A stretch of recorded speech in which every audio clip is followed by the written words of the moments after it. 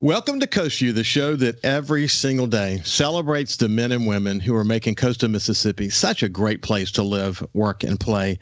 I was listening to one of my shows the other day. I always listen back to the shows to learn myself. Sometimes I might miss something during the show, and I'm wanting to go back and just make sure I'm cataloging the learnings from the show. And I listened to me say that this is a show that celebrates the people who are making coastal Mississippi such a great place to live, work, and play. And I say it almost kind of in a rudimentary way each day. But it's interesting that I really believe it. I really believe that's what we're doing on this show, is celebrating the people who make this such a great place to live, work, and play. And I don't think I could have picked a better way to start my show. And it's interesting because I never meant that to be the thing that was going to be the thing I say at the beginning of every show. It just somehow along the way sort of took hold, and I say it. And I'm proud to be able to say it because in the over 800 conversations we've had here on Coast Vue, man, there's been so much to learn. And I keep, it's interesting, over 800 shows, and people are just now coming to the show, just now learning about the show. And what they do is when they learn about the show, they go back and watch some old videos. And then they'll like an old video from 2 years ago, and it'll pop up in my feed, showing me people are interacting with old videos. That's actually what we wanted to do, incidentally. Kyle and I talked about this early on. One of the great things about having this in podcast platform and especially video platform is that the opportunity to create a digital history book for coastal Mississippi by talking to some of the stalwart leaders who are part of helping us get to where we are today. Very important, very important. I think people are beginning to come to grips with that. And I get these notes that talk about that, how much the engagement is up over the past so many days. And it's been like 100 consecutive days with engagement increasing. So that's a really good sign that people are paying attention and that you want to celebrate with me the people who are making coastal Mississippi such a great place to live, work, and play. Hey, with that said, I have a treat today. Todd Trenchard from the Bacot Foundation of South Mississippi is going to be joining us, but also Amanda Ray, who's someone I've gotten to know really well, sort of his number two. And they make a great team. You've seen them both on the TV show, but let's move over to Amanda and Todd and say good morning. How you guys doing? Good morning, Ricky. Good morning. It's good to see y'all. Hey, we got a couple of things we want to do in the show today. But first of all, I just want to say, because you guys share too with me this passion for celebrating coastal Mississippi through your show. What I said at the beginning of the show, it's really important. If someone asked me, is Todd competing with what you're doing? I think you and I talked about that at one time, Todd. And I said, heck no, man. The way I see it, the more the merrier. I mean, the more we can put these stories out there and create more different opportunities for people to see these wonderful dimensions of coastal Mississippi, it's good for everybody because we're both here for the same purpose, to raise the bar for coastal Mississippi and help us achieve new goals and to shine the light on people who are making a difference. And that's what you're doing, isn't it, Todd? Yeah, I think that's such a narrow-minded viewpoint that you'd think that, two different mediums that are bringing out positive information for people would, be in competition. It makes it stronger. It's almost like putting two restaurants on the same corner. They're going to draw more people there and you get better business. And so we try to put forth, the best product that we can, bring the most information that we can, and try not to limit, who our guests are. It can be a myriad of topics, and you and I both have been around a long time and have been able to see this from an entire coast-wide perspective, so it's not something that's geographically specific. We're actually going from one end of the state line to the other, up to Hattiesburg, even across the state with your particular show. And I just think it's fantastic. We were talking before the show. Neither one of us have to do this. We could, certainly be doing something else, but it's such a positive for our community. And I'm just glad that Amanda is so adept at being able to pick it up so quickly and has that skill set. Just a natural. Hey, man, I've really enjoyed getting to know you, but just coming back to the point of what I addressed to Todd, simply this opportunity to really shine the light on so many people who are working in so many different ways. So many of the, a lot of them we know, but a lot of them we don't even know. They're just working in the trenches, doing their thing. They don't really want recognition. If they want any recognition, it's just to bring focus not on themselves, but the work that they're doing and why it's important. But that's cool to be able to do that, isn't it? I absolutely love it. I mean, I'm so fortunate since starting with the foundation about 8 months ago, and this piece of my job, being able to do Spotlight Gulf Coast, has been such a wonderful learning experience. I have no really past history of doing any kind of TV or talk shows or anything like that.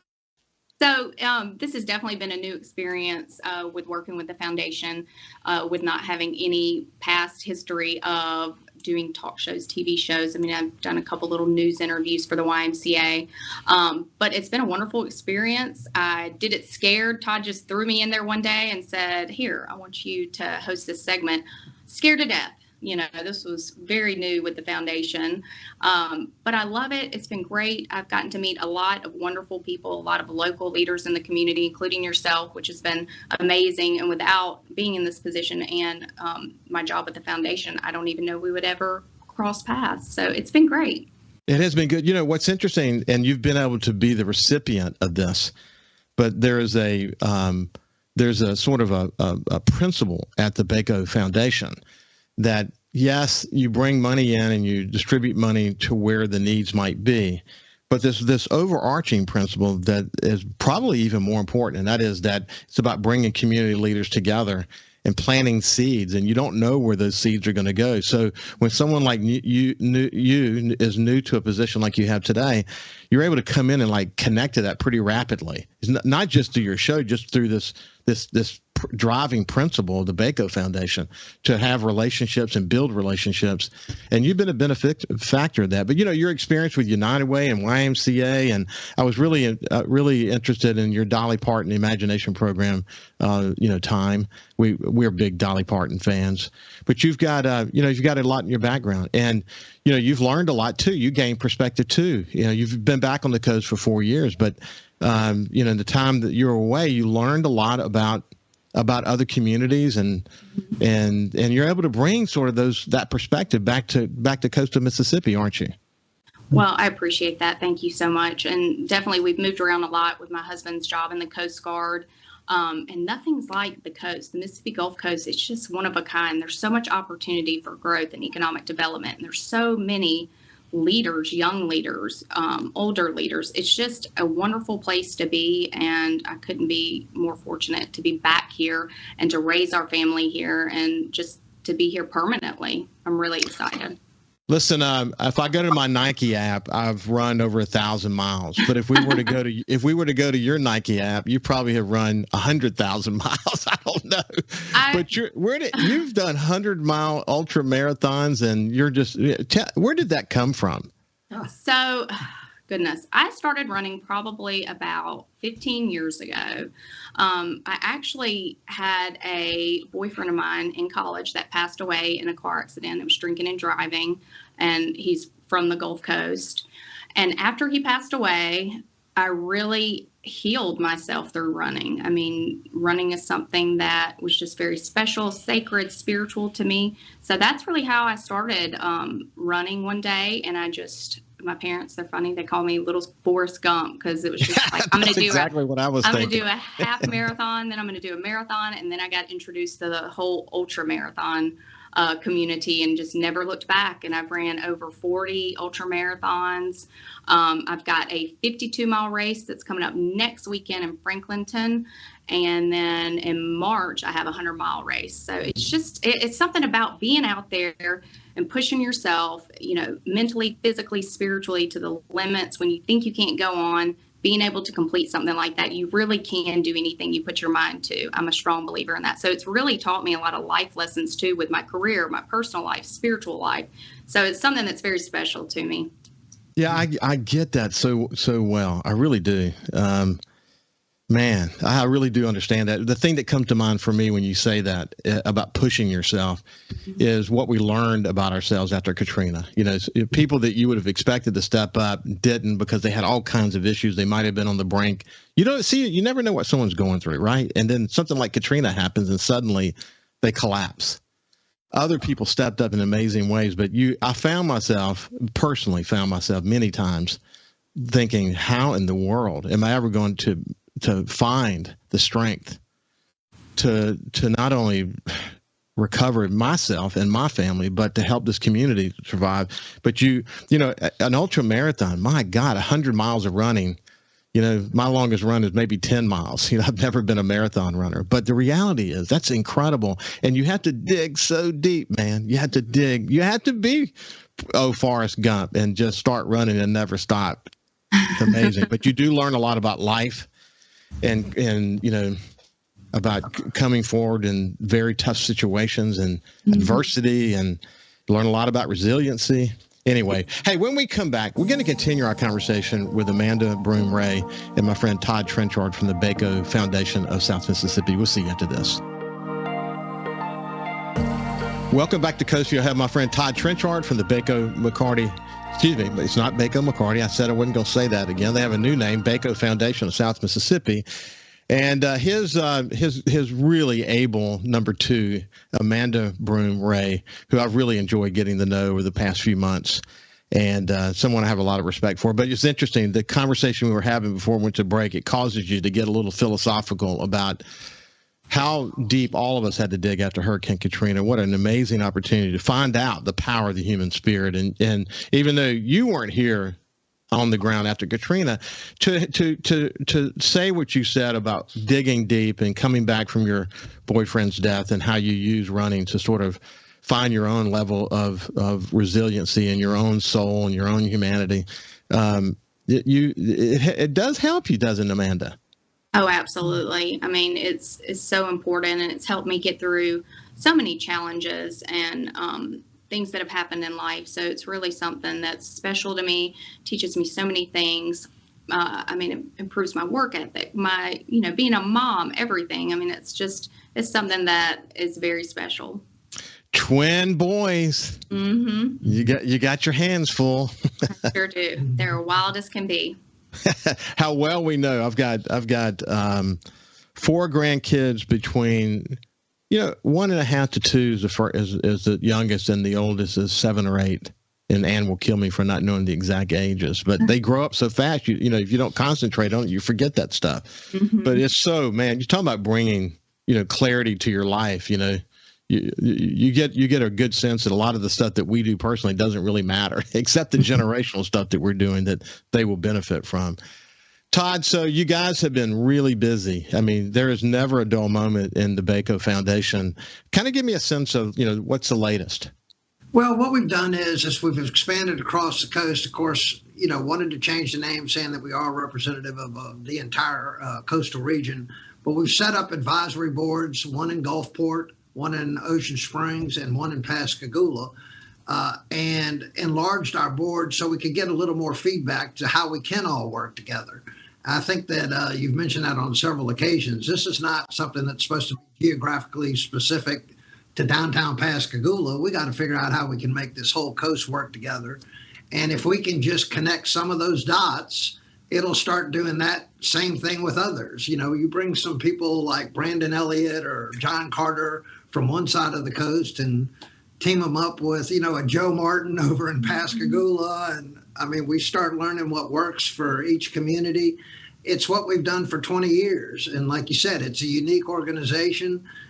You can't go into this with an agenda. You got to go into with this. We're all on this together. And if we come together, we're going to build a stronger community. I love what you all were just talking about, Katrina.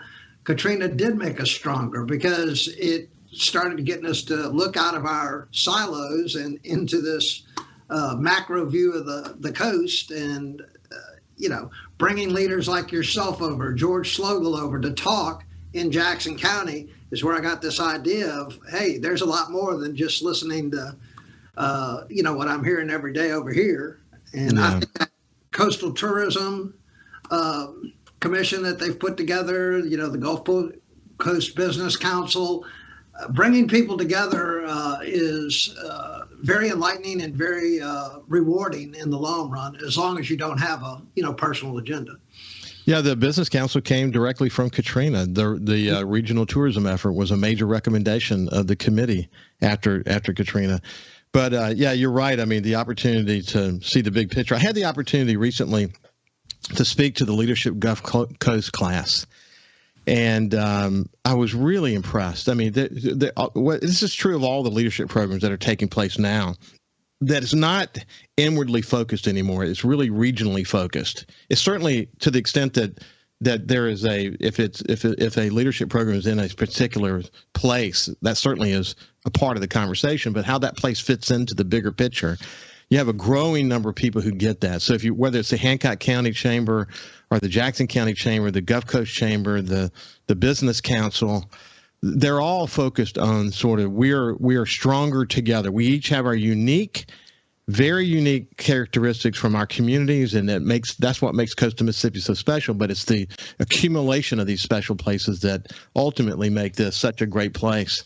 And people get that, man. I mean, y'all see it over, with Paige's work with the Jackson County Leadership Program, the Jackson County Chamber Leadership Program. And the role what that does is it makes it so that people in the community are able to move around because they know each other better. They're talking the same language. Actually, talking the same language is actually quite important because you can be saying the same things and disagreeing because you're using different language. But it's powerful what the leadership programs have done, isn't it, Todd? Yeah, and when I first got started, that was the first thing I did was get in Leadership Jackson County, then the master's class, Leadership Mississippi, early in my career, so I could get a holistic perspective of different types of leaders, different environments, geographical areas. Amanda just started Leadership Jackson County last week, and I remember calling Paige the week of. I said, I'm not sure if the class is filled, but you got to make one more spot. And she said, well, I've already got my eye on her. So, and Paige is doing a great job of sort of taking this in a little bit of a more, coast-wide perspective. They're all reading that book, Dare to Lead. And I know Amanda's excited about being in that class, and we'll get her in Leadership Gulf Coast. And I'm sure that Adele's got that same sort of mindset over there. So these leadership programs do make a difference, and it's important that people do it while they still have the ability, because as you get older in your career, it gets a little more challenging. I have Tish Williams on my show next week, and it was interesting. They through the Hancock County Chamber Leadership Program, they have an industrial day where they bring everybody together. But then you've got the partners for Stennis and Michoud that have all these powerful players, all these blue chip companies that are part of Stennis that are engaged, and they can tap into. Man, I mean, it's all about spinning this web and connecting all these people and making sure that these if you don't use those connections, you'll lose them. You got to keep them open. You got to keep going. You got to keep the leadership engaged. And these leadership programs are a way to do that. And one other point, what's interesting is when you go into a class, and I've had the opportunity to do this last couple of years, it's young leaders that are coming up. But by the way, some of the people in those classes are people who are key leaders in the community today. And you think, wow, they never went through, you're surprised that. But then you realize that, that if you are not engaged in the last 5 or 10 years, that some of the faces change, and the Port of Gulfport changes, and Ingalls changes, and Stennis changes. And what better way to get up to speed on what's going on than go through one of these leadership programs? I bet you're looking forward to that, aren't you, Amanda? I really am. We had the first 2 classes that kick off last week, Thursday and Friday, and it was all on Brene Brown's Dare to Lead, which is a very interesting. If you haven't read that book, I highly recommend it. It's just all about vulnerability and how we grow up thinking that it's weakness when really it's being brave and being courageous. And that's a part of being a true leader every day, is doing things when you're afraid, just being courageous, being brave. So I'm very excited. Next class is in February, and we'll wrap up everything on Dare to Lead, and then we'll get into all the good stuff. So it's a great class. I think it's a great way to start it. I'm obviously very familiar with her and that particular book. I've watched many of her videos. And when you combine that with what's been written and what we know about emotional intelligence, the role that compassion and empathy and just really understanding where you are in this world, and having the ability to really give other people power, and not trying to take the air out of the room yourself. These are all important elements to leading. But I'm not surprised you're starting with that book and what Brene Brown has to say. And I look forward to it. We'll talk more about that actually as we go forward. I'd like to hear more from you about what you're learning, and because it's interesting. Again, you have an outside perspective. You've been back for 4 years, but you're going to learn things you've never done before. So I'll have you and Paige on at some point along the way, and we'll chat about how it's going. We actually have them on TV show here in a couple of weeks. And have Paige? Oh yeah. Yeah. Well, I've said on the show many times, I feel this way about Tish and Paige and Adele, this group of leaders that we have in these positions, that they're not your father's chamber anymore. They certainly do their traditional chamber work, but they're so engaged in community building, and some are involved in grant writing and working, as literally consultants with mayors to help them make sure that they're connecting with the community. I had the CEO from Singing River on recently. She mentioned that Paige helped her with communication, because that was a really important thing as they went through this RFP process. But it just takes a lot of people who are selfless, who are willing to burn the midnight oil, and continue to build relationships to make this a great place to live, work, and play. Hey, listen, this has been great. I should have had you guys scheduled for an entire hour, but today is Jeff Duncan Day on Coast Vue, so we're going to be moving over to Jeff Duncan from NOLA.com and the Times Picayune now. We'll see you after this.